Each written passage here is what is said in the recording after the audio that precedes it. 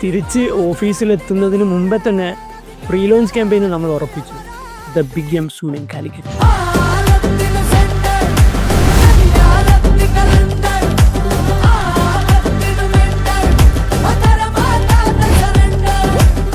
കേരളത്തിലെ ഏറ്റവും വലിയ മൈജി ഫ്യൂച്ചർ കോഴിക്കോട് വരുന്നു.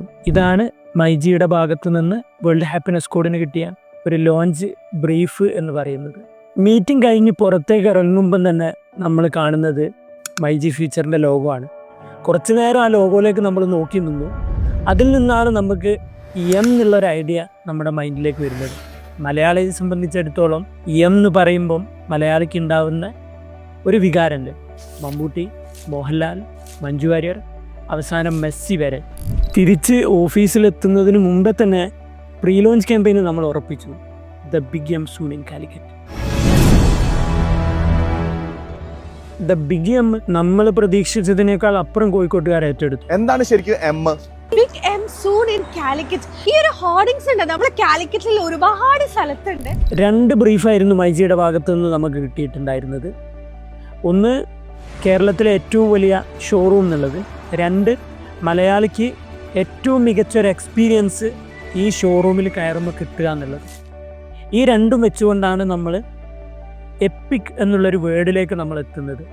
ഇത് നമ്മൾ ലോഞ്ച് ക്യാമ്പയിനായിട്ട് പ്ലാൻ ചെയ്തു. ഈ പേര് മൈജിക്ക് ഇഷ്ടമാവുകയും തുടർന്നുള്ള ചർച്ചകളിൽ മൈജി ഫ്യൂച്ചർ എപ്പിക് ഷോറൂം എന്നുള്ളൊരു പേരിലേക്ക് ഇത് ബ്രാൻഡ് ചെയ്യപ്പെടുകയും ചെയ്യുന്നു. എപ്പിക്.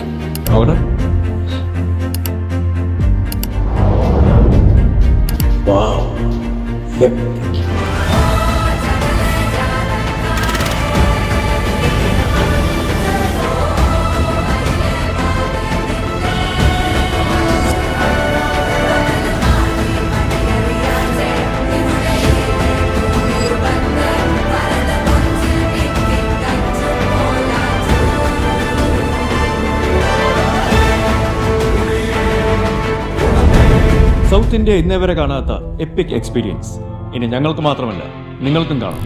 ലോഞ്ച് ക്യാമ്പയിനുമായിട്ട് ബന്ധപ്പെട്ടുകൊണ്ട് ഷാജിക്ക നമ്മളോട് ഒരു കാര്യം കൂടി പറഞ്ഞിരുന്നു. എന്നെ വലുതാക്കിയ കോഴിക്കോട്ടുകാർക്കാണ് ഞാൻ ഈ ഷോറൂം സമർപ്പിക്കുന്നത് എന്നുള്ളത്. ഇതിൻ്റെ കൂടി അടിസ്ഥാനത്തിലാണ് കോഴിക്കോടിനെ ഇമോഷണലി കണക്ട് ചെയ്യുന്ന രൂപത്തിൽ നന്ദി എന്നുള്ളൊരു ടാഗ് ലൈനിൽ വലുതാക്കിയത്, ജനപ്രിയമാക്കിയത്, ഫ്യൂച്ചറാക്കിയത് നിങ്ങളാണ് എന്നൊരു കോൺസെപ്റ്റ് കൂടെ ഈ ക്യാമ്പയിനിലേക്ക് നമ്മൾ ഉൾപ്പെടുത്തിയത്. നടന്നു കയറിയ വഴികളിലെല്ലാം കോഴിക്കോടിൻ്റെ സ്നേഹമുണ്ടായിരുന്നു. കോഴിക്കോടിൻ്റെ വിശ്വാസമായിരുന്നു അയാളുടെ കരുത്ത്.